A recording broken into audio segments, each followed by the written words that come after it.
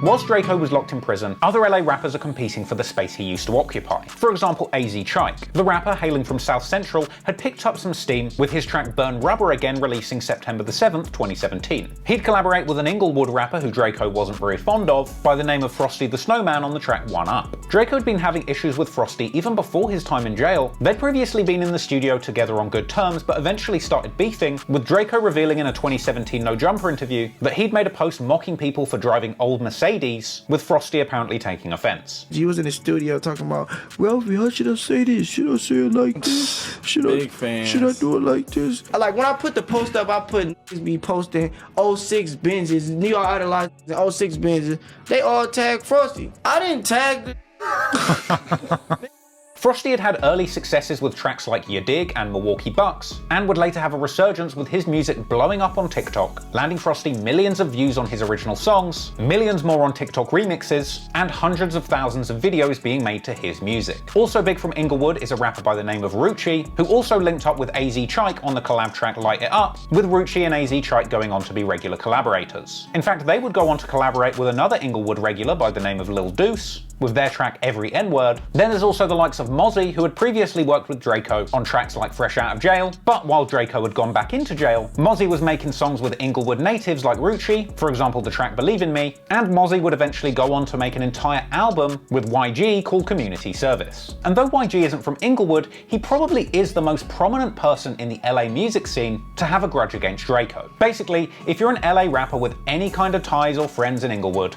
you and Drakeo probably aren't going to get along. And with Drakeo now finally getting out of jail, it wouldn't take long for old beefs to evolve, reignite, and get cracking once again. With the sad truth being, after narrowly escaping the death penalty and life in prison, with his newfound freedom, Drakeo's life would be in danger more than ever.